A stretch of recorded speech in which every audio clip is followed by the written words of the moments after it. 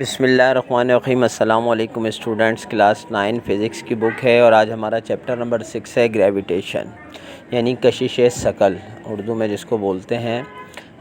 जो हर चीज़ में ग्रेविटेशन मतलब प्लैनेट्स में मौजूद है। जैसे ज़्यादातर अर्थ की ग्रेविटेशन की बात की जाती है।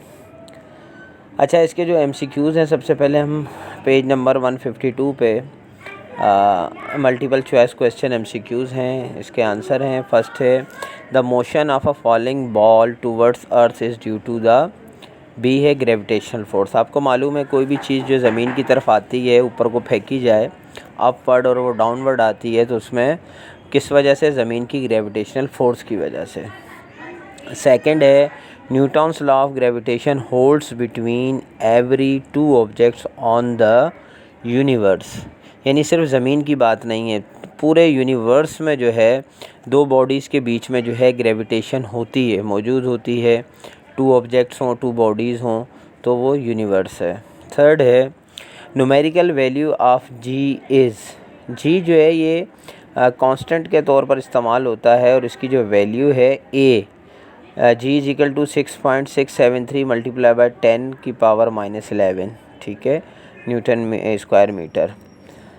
अच्छा, 4 है gravitational field of earth is directed towards the earth, ठीक है। ए कि ग्रेविटेशनल जो फील्ड है अर्थ की, वो चीज़ों को अपनी जानिब ही खींचती है, टूवर्ड्स द अर्थ। 5 है dash was the first scientist who give the concept of gravitation. ये आप सबको मालूम है, न्यूटन है। बी 6 है according to Newton's law of universal gravitation force alpha dash. तो अब जो ए और बी हैं ये आपकी बुक में मौजूद है, M1 M2 भी और 1 डिवाइडेड बाय रेडियस स्क्वायर, ये दोनों जो हैं ये इसकी ग्रेविटेशन यूनिवर्सल ग्रेविटेशनल है। तो आंसर हुआ D, both A and B. 7 है gravitational force is always attractive, यानी कशिश रखती है ग्रेविटेशनल फोर्स, ठीक है, तो बी ऑप्शन हुआ इसका। 8 है numerical value of dash remain constant everywhere. तो मैंने अभी बताया था जी जो है कैपिटल जी, ये कांस्टेंट के लिए इस्तेमाल होता है, तो इसका ऑप्शन बी है। 9 है gravitation force is dash of the medium between the objects. तो इसका ऑप्शन बी है इंडिपेंडेंट, आज़ाद है, मतलब ग्रेविटेशन फोर्स जो है वो दो ऑब्जेक्ट्स के दरमियान इंडिपेंडेंट होती है। 10 है near earth surface small G is equal to a है 10 मीटर पर सेकंड। जो हम ग्रेविटेशन फोर्स लेते हैं अर्थ की, ये कैपिटल स्मॉल जी जो है ये अर्थ की ग्रेविटेशनल फोर्स के लिए है, तो ए ऑप्शन हुआ। 11 है Newton's law of gravitation is consistent with Newton's dash law of motion. तो ये जो है थर्ड लॉ ऑफ मोशन जो है सी, ऑप्शन सी, ये ग्रेविटेशन जो है जो न्यूटन्स लॉ ऑफ ग्रेविटेशन है उसके लिए ये लॉ ऑफ मोशन काम करता है, उसके साथ मैच करता है। 12 है spring balance is use to measure weight, B option है। 13 है your weight as measure on earth will be dash on moon. तो आप सबको मालूम है कि वो डिक्रीज़ हो जाता है, जो ज़मीन पर वज़न हो वो मून पर जाकर डिक्रीज़ हो जाता है, बी ऑप्शन। 14 है मास ऑफ अर्थ इज़, अर्थ का जो मास है वो कितना है? ऑप्शन बी 6.0 मल्टीप्लाई बाय 10 की पावर 24 kg। 15 है dash is a natural satellite, तो ऑप्शन सी है मून। 16 है a communication satellite completes it's 1 revolution around the earth in dash hours. तो 24 आवर्स में कोई भी सैटेलाइट है वो अपना रेवोल्यूशन कंप्लीट करती है। 17 है the velocity of satellite is dash of its mass. तो इंडिपेंडेंट, ए ऑप्शन ए, क्योंकि जो सैटेलाइट की जो वेलोसिटी है वो मास पर डिपेंड नहीं करती बल्कि वो डिस्टेंस पर डिपेंड करती है, तो ये मास पर नहीं है बल्कि इंडिपेंडेंट होगा, ए ऑप्शन। नेक्स्ट पेज पे 18 है dash are use to put satellite into orbits. Orbits में जो है सैटेलाइट्स को भेजने के लिए, खला में जो हम सैटेलाइट भेजते हैं किसके ज़रिए भेजते हैं? आप सबको मालूम है, रॉकेट्स के ज़रिए, ऑप्शन सी।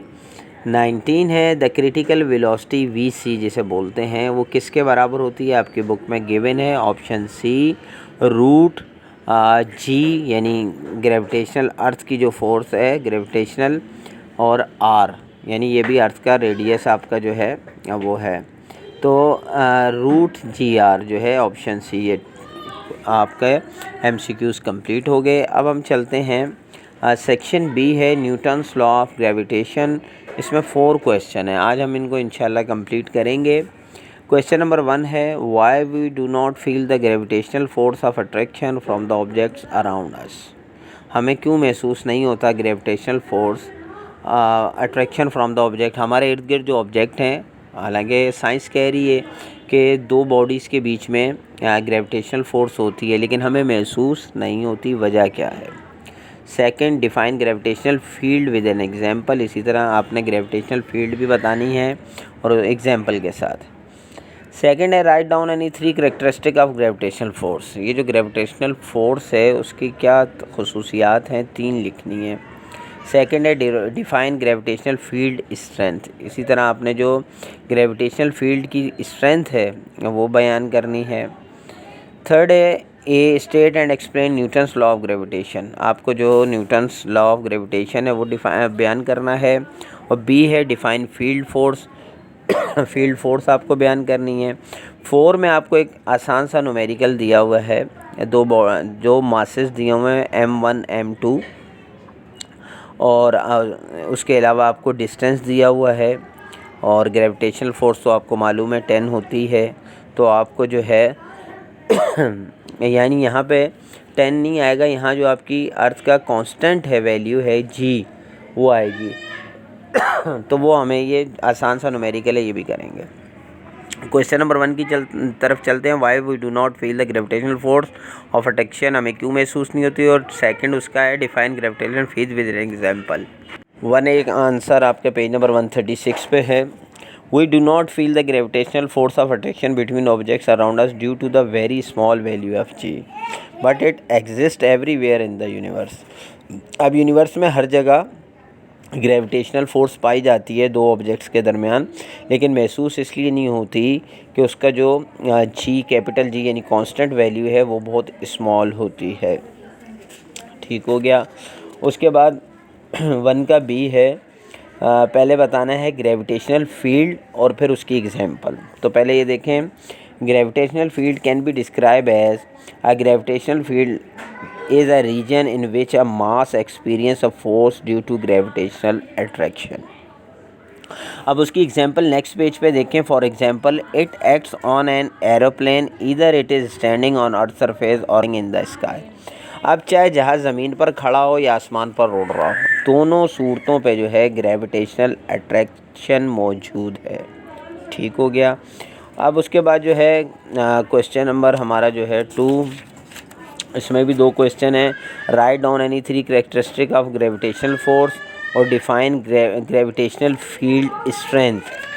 तो सबसे पहले जो है पेज नंबर 137 पे देखें, की पॉइंट्स दिए हुए gravitational force as following characteristic. 7 है, आपने 3 लिखने हैं, तो 1 2 3 शुरू के। It is always present between every 2 object because of their masses. Second, it exist everywhere in the universe. Third, it forms an action reaction pair. ठीक है, 3 ये हो गए। उसके बाद क्वेश्चन नंबर 2B जो है उसका आंसर आप देखें नेक्स्ट पेज नंबर 139 पे है। Gravitational field strength which is define as gravitational field strength small G is the gravitational force acting per unit mass. ठीक हो गया। ये क्वेश्चन नंबर आपका 2 भी कंप्लीट हो गया। क्वेश्चन नंबर 3 है state and explain Newton's law of gravitation और डिफाइन फील्ड फोर्स। तो पहले तो हमें जो है पेज नंबर 135 पर न्यूटन्स लॉ ऑफ ग्रेविटेशन है। Newton's law of universal gravitation state that every body in the universe attract every other body with a force which is directly proportional to the product of their masses and inversely proportional to the square of the distance between their centres. ठीक हो गया।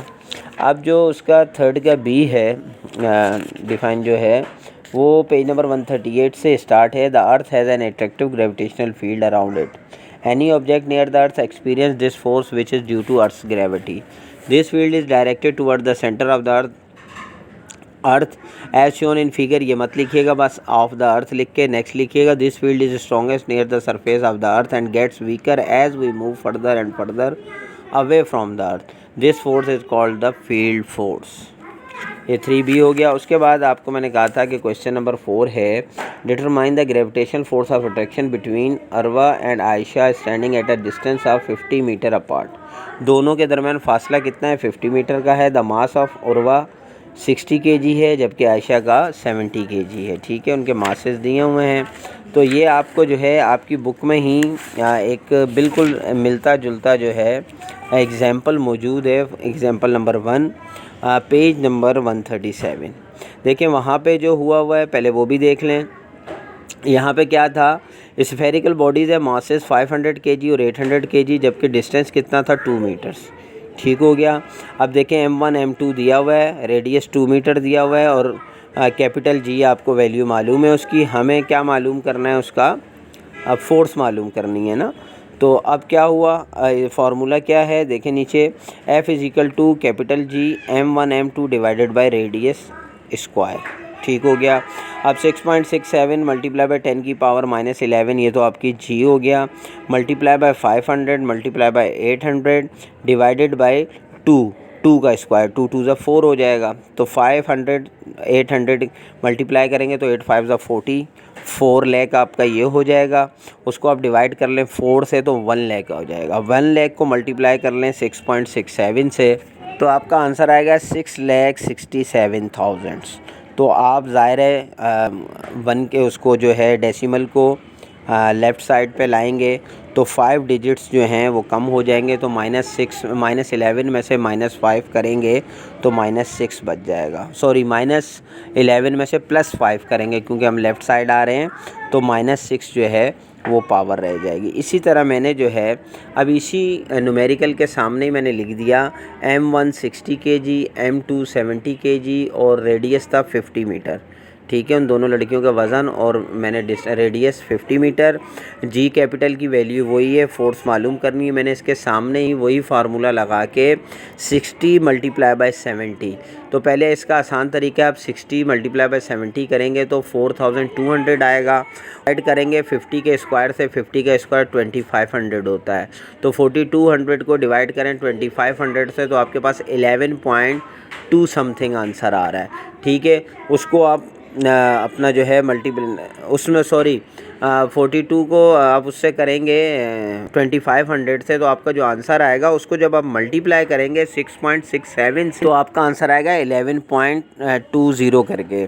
तो आपके पास 11 है तो आपको 1 digit decimal जो है लेफ़्ट साइड लेना है तो +1 हो जाएगा। तो -11 में से +1 गया तो 10 की पावर -10 रह जाएगी। 1.1 मल्टीप्लाई बाय 10 की पावर -10 न्यूटन।